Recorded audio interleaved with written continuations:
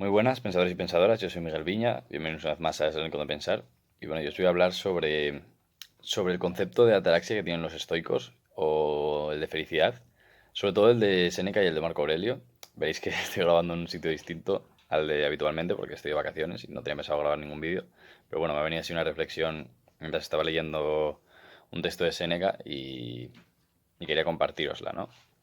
Para empezar ya directamente hablando de todo, el concepto de atraxia es uno que es previo a los estoicos y que se basa en que la felicidad llega cuando se produce una ausencia de sufrimiento, que no es una ausencia de dolor, porque al final la ausencia de dolor es prácticamente imposible, no se puede vivir sin percibir dolor, sino sin el sufrimiento es precisamente esa sensación, casi diría incluso emoción, que produce el dolor y que al eliminarla realmente es cuando se lograría ser feliz.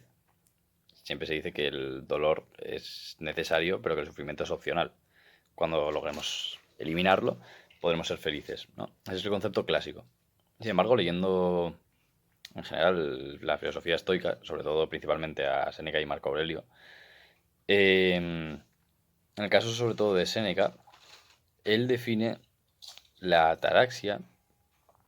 Bueno, a ver, para empezar, él define la felicidad en el texto de la felicidad como esa búsqueda de la virtud, que sería, pues, bueno, parecido al concepto de eudaimonia de Aristóteles, ¿no? De esa felicidad plena, aunque bueno, con tal vez más matices, porque la virtud sería también tener sabiduría a través de diferenciar las cosas que dependen de nosotros y de las que no, la aceptación de las cosas, saber entender que las cosas no son ni buenas ni malas, sino que solo tienen percepciones, y también del disfrute prolongado, precisamente.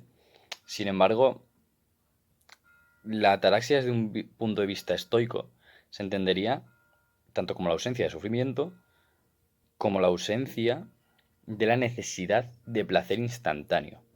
Porque Séneca, y bueno, Marco Aurelio comparte su visión en este aspecto, entiende que el sufrimiento y el placer instantáneo son dos caras, pero de la misma moneda. O sea, al final, realmente causan una sensación en el individuo que le impide alcanzar la felicidad. Y aparte de que creo que es bastante acertado, os traigo esta reflexión hoy en día porque creo que está a la orden del día este hedonismo puro, esta búsqueda constante de placer instantáneo y que ni siquiera te acerca a la felicidad o a la virtud. Un ejemplo muy claro sería como constantemente con Instagram queremos recibir un like o queremos simplemente ver un vídeo que nos guste. Pero bueno, sobre todo cuando subimos fotos y nos recibimos un me gusta, liberamos una cierta cantidad de dopamina, por lo tanto recibimos ese placer instantáneo, esa gratificación instantánea, que para empezar, el hecho de que sea instantánea, lo que quiere decir es que se produce un pico y luego baja. Y nos deja con esa necesidad de más, con ese síndrome de abstinencia, casi se diría. Y luego aparte que es algo que a largo plazo no nos está acercando a la persona a la que nos queremos convertir, y no nos está acercando hacia la felicidad, nos está acercando hacia la virtud, como queráis llamarlo, pero al final no nos está acercando hacia ningún lado. Entonces, creo que es muy importante entender que obviamente hay que tratar de eliminar el sufrimiento. Creo que eso es algo que no estoy tratando de recalcar porque me parece bastante obvio. Pero también hay que intentar no buscar constantemente ese placer instantáneo. Quiero confundir con otro tipo de placeres, por ejemplo, el placer que pueden hacer del orgullo, que es de la satisfacción propia de las cosas que hacemos.